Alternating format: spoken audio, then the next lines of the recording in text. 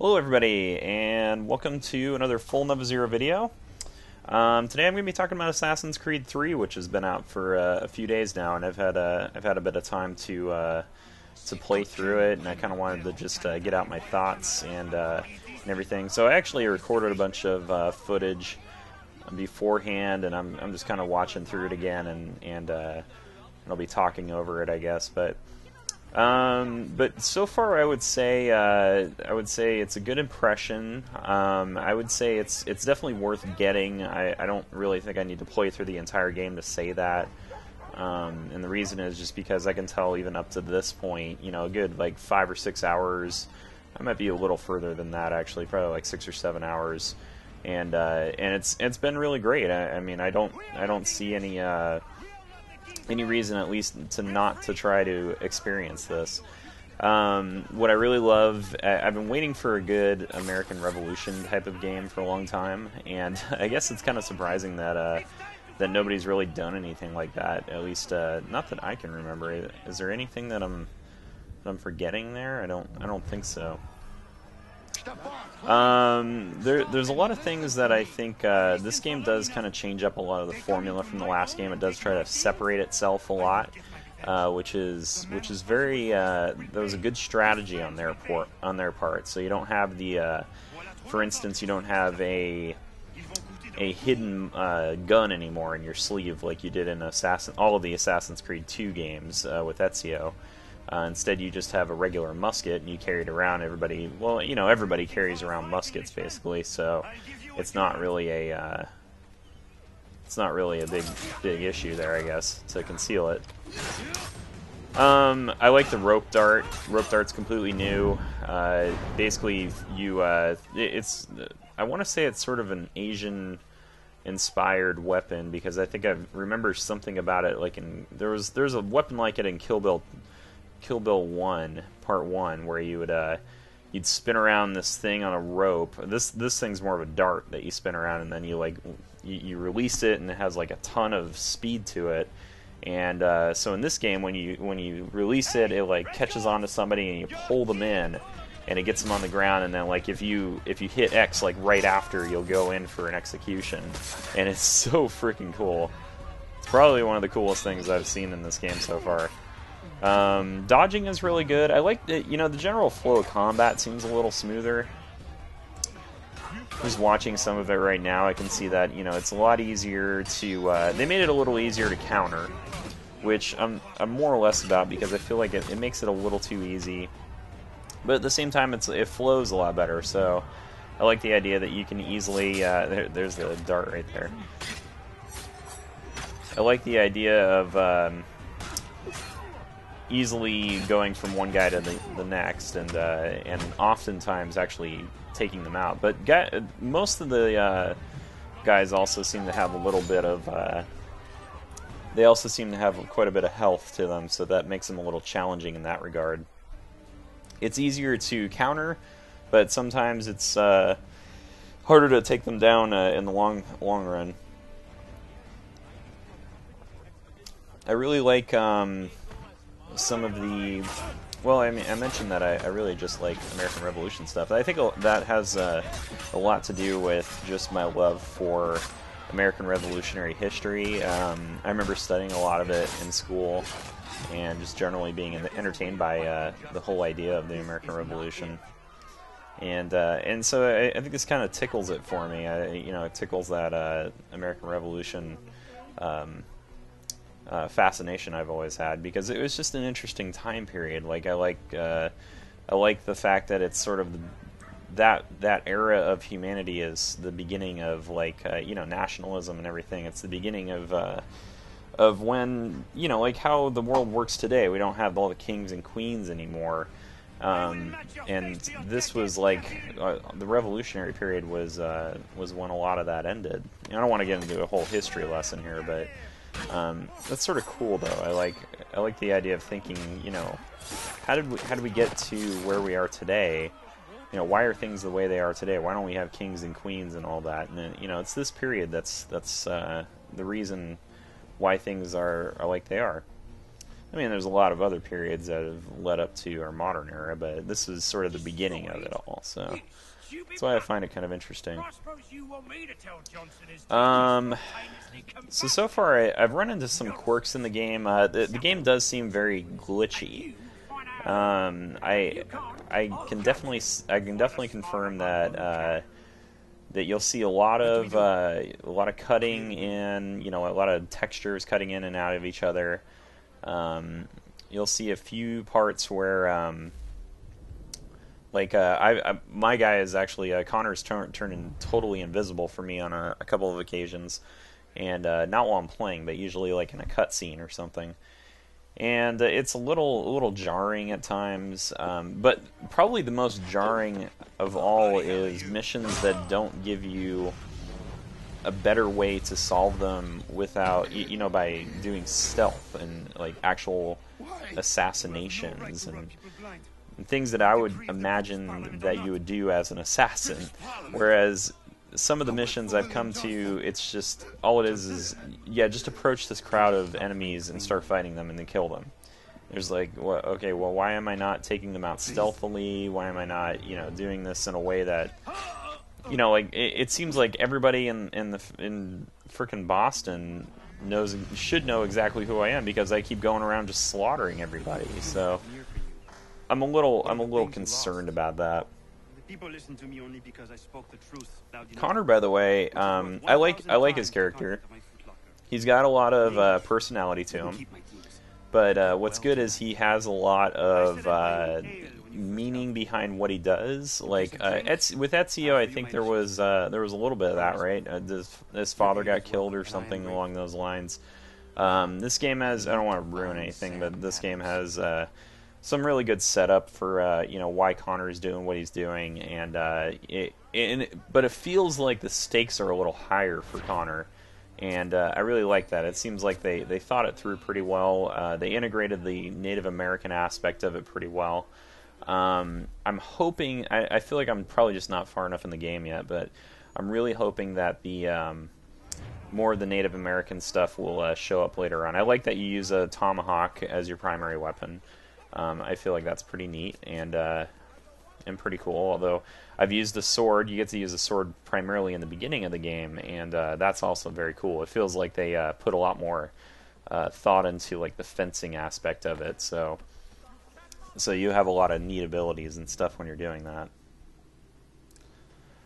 I discovered that they brought back, while I was doing this playthrough actually, I discovered that they brought back the idea of having, assigning some of your assassins out to missions and having that be like the sort of the meta game, I guess. And I always kind of like that about Assassin's Creed 2, and I think Brotherhood was the one that started it. I don't remember if you did that at all in Assassin's Creed 2 at all, but it was always a neat part of Brotherhood, and also in Revelations. Revelations was more or less the same game as Brotherhood, but I still liked Revelations, so I didn't really have a problem with it at all.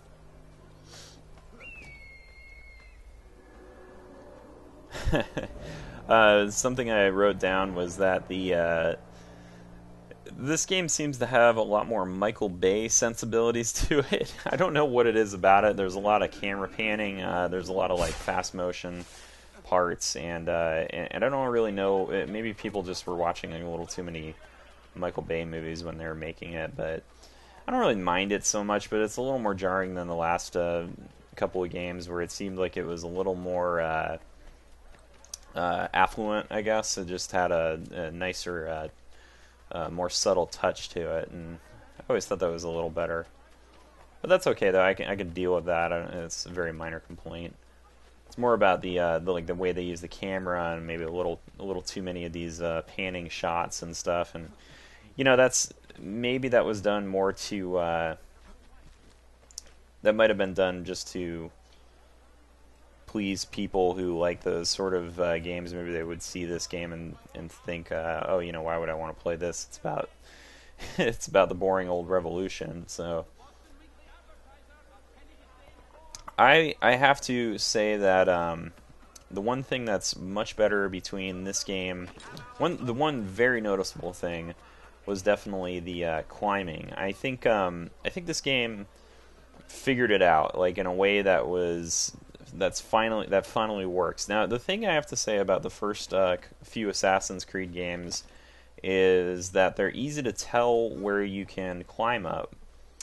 And I always liked that because for the most part, it made it smooth. But there were times when I felt like, alright, I can see that I can't climb up this, but it seems like I should be able to climb up this. I mean, my guy is really powerful. He can, he's able to do all these athletic things, and then there's like these little tiny, it's maybe just like an inch too high, and I can't reach it, and it's like, why can't I reach that when it seems like I should be able to? This game seems to dispel that for me quite a bit, and I like that. There's a few bizarre physics parts of it, like jumping there, but like jumping from those high points into hay or whatever you're jumping into. That always seems to be a little odd sometimes, but anyway, climbing seems really well done though. I like the idea of instead of just climbing up to those, like areas that you can hold on to, there will also be times when you'll have like a steep rooftop or just like a steep slope, or even just something like on a cliff side where you'll be trying to go up a sheer side. I don't think I'm explaining it well enough. I'm thinking of like a crack in the cliff. If there's like a crack that goes vertically, you'll be able to actually slip your fingers in and like hold your weight onto it in a way that makes a lot of sense to me because I've seen a lot of people climbing in the past. But it's a lot different than the last games where you could only climb up. Let me try and make an example, I guess. If you've ever been to like the gym and you've seen those climbing walls, they only have those little peg things, right, that you can climb onto. You can get your hands and feet on them and get up. But typically on like a cliffside, you don't have those. You don't have those, those really easy to see things to hold on to. Those don't exist. You'll have areas that you can kind of dig your fingers into, but this doesn't come from personal climbing experience or anything. I feel like I know enough about the world to know what these things are. I've seen enough movies too. But one thing you can definitely do in climbing is kind of like, if you see a crack in, like a vertical crack on like a rock, then you should be able to hold on to it in a way, like using your feet and the weight of your body. You should be able to hold on to that crack and then like get up it. And I'm doing motions with my hands, but I realize I don't actually have video on, so you guys can't see what I'm doing. But you'll see it if you start climbing in this game pretty early on, and I think that's it's kind of neat. Basically, he employs more climbing techniques than past Assassins have, and I appreciate that. It goes beyond the climbing wall aspect, and I think that's pretty important. Now, so here I'm doing a mission. This is basically the Boston Tea Party. So you kick it off basically. You take out all the guards, and then people start throwing the tea in the Boston Harbor. And to me that was neat. I was like, I actually know about all this event, and any American kid will probably know a lot about it. Anybody who grew up in America, I guess. But I thought that was pretty neat significantly. But you can see right here, I tried to at least do something that was stealthy, and the game didn't even let me do that. I was able to maneuver around and get to a place where nobody saw me, but then the game said, okay, well, you're in the area where you're supposed to fight, therefore we're going to start up the fighting. And there's no way around that. And I didn't really understand that. All I could think was, why? But realizing that, I decided to go with more of a direct approach afterward, and just shot up a couple guys, and then started fighting them directly. So, when it's 2 or 3 guys, there's usually a way to take them out stealthily. But I'm finding that if there's 5, 6, 7, 8 guys, you're probably just going to have to get into combat with them. Now, I was actually surprised they were able to hit me on this, because most of the time it doesn't seem like they can hit the broadside of a barn, but if they get enough time to line up their shot, you're not moving around a lot, it seems like they can hit you pretty well. There's something weird about jumping around, by the way. It almost seems like you jump sort of in slow motion. I don't know what it is about that. It's like the way that you carry your weight, your body weight, that seems to do that. I love that, by the way. He tried to pull a move on me where instead of he tried to pull this move on me where he was trying to get his gun around my neck, and so I just took the weight of his body and like threw him down. And then, of course, that was pretty awesome execution too, just using that same technique on him.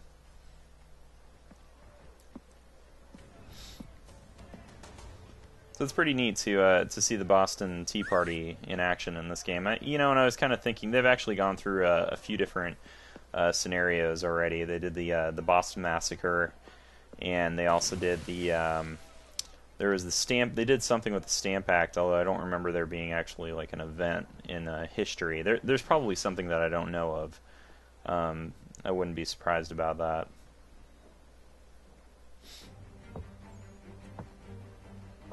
I seem to remember. I'm wondering if my history is good or not. But there's something called like Shaw's Rebellion, I believe. Was that part of the American Revolution? No, I can't remember. I have to study this stuff a little more. I'm yours to command. So one thing, if you read my site, you may have even seen that I was not complaining so much, but just maybe a little surprised. And this is when I'm actually throwing the tea out into the harbor. But I was a little surprised that the introduction to the game seemed to take so long. And I'm not embellishing this at all. The intro to the game is probably a good 4 to even 5 hours. There's probably about 5 sequences until you actually get the real assassin's costume, or outfit, I should say, not costume.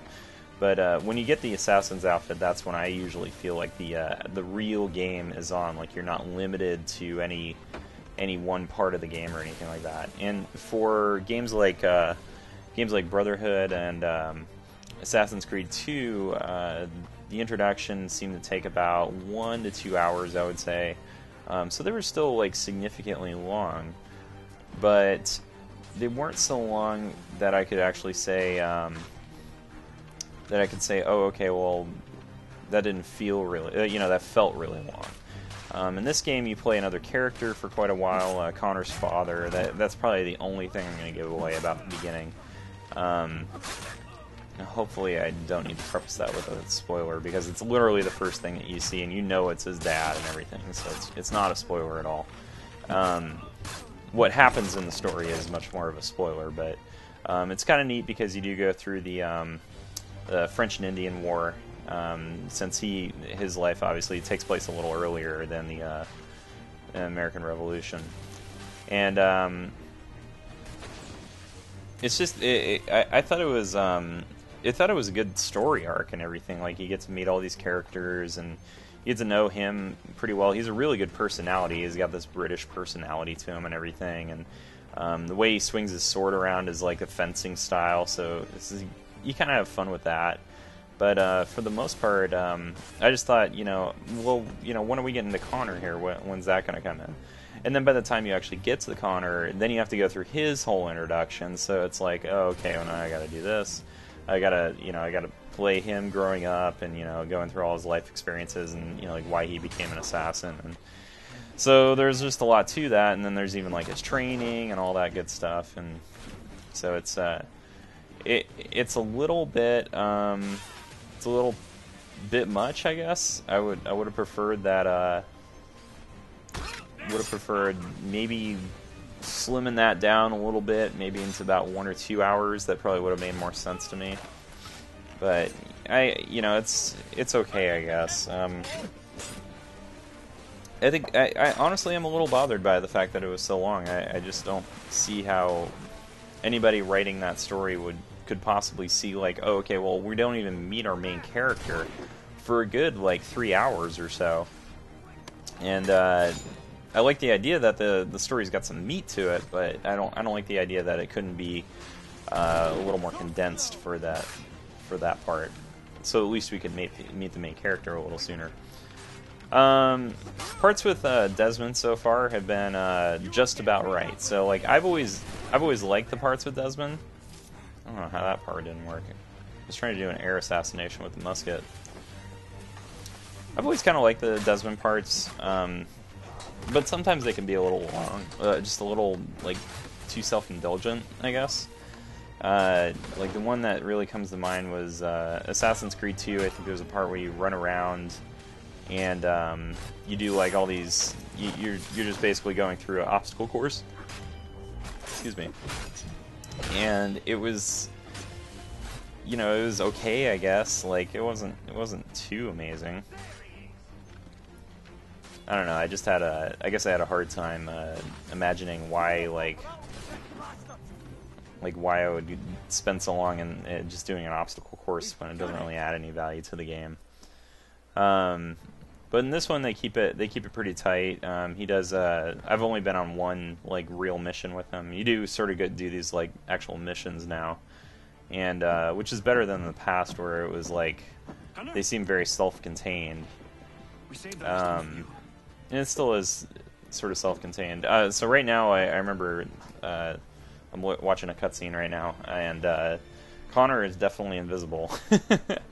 Just completely invisible. So that is a really easy to see glitch in this game, I'm afraid. It looks like it was a good part, too.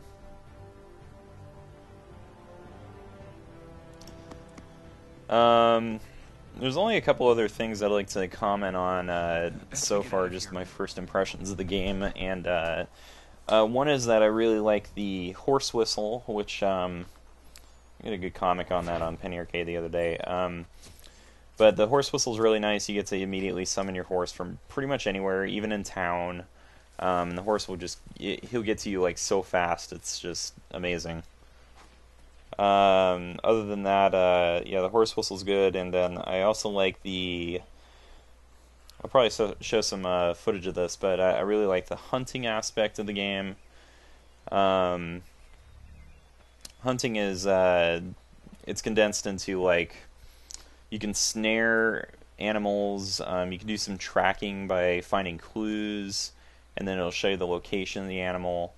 They didn't make it too complicated. I suppose they could have gotten pretty crazy with it, but you know, eventually you can keep piling up feature and feature and feature. Like, you know, oh, maybe I'll track where the animal things are, and then maybe we can track where the tracks go and stuff like that. Well, they didn't do anything crazy like that. They just said, okay, if you can find a clue to where an animal is, then it will show you where the location of the animal is, and then you can go and kill them however you need to. It's important to. It seems like it's important to make sure that you don't alert the animal that you're getting to. So you can go up and I like doing air assassinations on animals. I thought that was probably one of the more fun things to do. And then the other feature I like about the game is definitely the naval battles.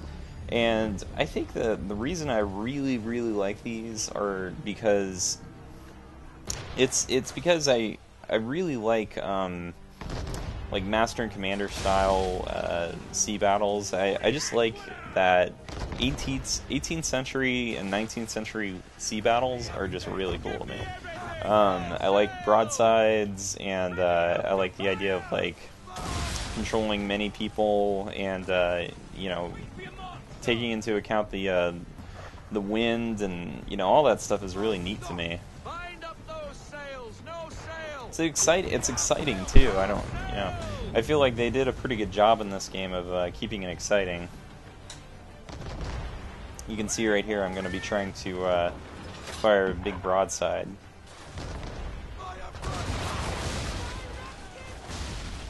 Just so cool. Like I just love how action-oriented they made this, because it really is pretty exciting. It's maybe not quite this quick, but in all reality, but it's still pretty good. Even say let fly, it's really exciting when they do that. And there's a little bit of strategy. I can tell, like, you can get kind of good at it. which I think is pretty good. I feel like they did good service to this.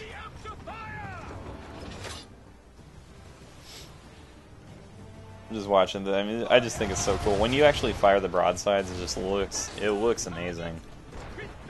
It's just this is the type of thing I could have seen this being like total feature creep for this game. And when I first heard about it and saw a little footage of it, you know, I think we all kind of groaned and we were like, "Oh my gosh, really?" Like they made a they made a part where you control naval ships from the 18th century, and I think all of us were just basically thinking, this doesn't seem like it's going to go the right way. But playing it and, you know, experiencing it for the first time, I can definitely say, yeah, it's really damn fun. It's not the feature creep type of thing that you would have thought it would be in this type of game. It's honestly well thought out and well done, and really fun. I can tell I'll probably want to do these missions once in a while. It kind of feels like the Assassin's Creed equivalent of those star battles that you would play in Old Republic, Star Wars: The Old Republic. In that game, they were totally unnecessary. Didn't have anything to do with the regular gameplay, but at the same time, they were really exciting and really fun. They're like a really nice way of switching up the game type for a little while. So I felt like that was good. That was well done. And the last thing I would have to say is pretty good is probably the frontier part of it. And that's really because I like the idea that they brought back the frontier from Assassin's Creed 1. You know, it had sort of that hub world. It was very much like Hyrule back in Assassin's Creed 1. And they've sort of in a weird way brought it back in this game, not totally. But you can travel through the frontier and, you know, see all sorts of sights and stuff. It's really pretty. I like, you know, they got a fog in certain areas, you know, at certain times of the day. I felt like that was a nice touch. It's a lot of stuff they didn't have to do. The weather systems are really good. You can, if it's the winter time in the game, then you'll have knee-deep snow. And honestly, I used to live on the East Coast, and the snow did really get that deep. And then back then, they didn't obviously have anything to plow them with. But even though you're walking around in knee-deep snow, it's really hard to walk around in knee-deep snow, so your actual speed and everything is affected. So that's another thing. I just thought it was a nice touch. Yeah, I think, and then of course hunting I thought was interesting, although I haven't really seen a whole lot of reasons to do it. It kind of reminds me of hunting in Red Dead Redemption, which was interesting, I guess. I never really thought it was necessary, even though it's just a fun add-on, I guess. And since Assassin's Creed has always been sort of a weird free roam style game, and a game that you would think is you know, totally single player, you know, totally linear type of game, but it actually is a fully realized like free roaming game. There's obviously a lot of little things that they need to think of to keep you occupied if you are doing a lot of just exploration and stuff. Oh, here's one last thing. While I'm watching my video here, I realized that all the tree hopping stuff is just really well done. I think this is probably the best improvement of the game. They actually totally redid how you climb, so you don't need to hold down the A button like you would in the last games. You just hold down RT, you know, right trigger, which you've always had to do. But it works amazingly well. Everything seems a lot smoother, and it seems like when you're going around in trees, there's really it's pretty easy to figure out where you're supposed to go. I thought it would be incredibly difficult to find the branches that you're supposed to go off of and stuff, but so far it's been pretty good. So I'm impressed. Well, anyway, guys, thanks very much for watching. These are sort of my first initial impressions of Assassin's Creed 3. And I can definitely say right now, just off of these impressions, that I would recommend the game, and it definitely seems like one that's going to be good. I hope later on in the game I'm not soured on it, and then I feel like I've led you guys astray or something. But I can definitely say it's worth it right now, and I've always had a love for Assassin's Creed games, so take that with a grain of salt, I guess. But if you are on the fence about this one, you liked Assassin's Creed 2, and then you're not really sure if they're going to be taking this one in the right direction or not, I would say it's a fairly good bet at this point. So, thanks for watching, guys. If you have any questions, let me know in the comments. I can definitely try and answer them, and do follow up later on. But thanks very much for watching, and check us out on FullNovaZero.com for more stories and reviews.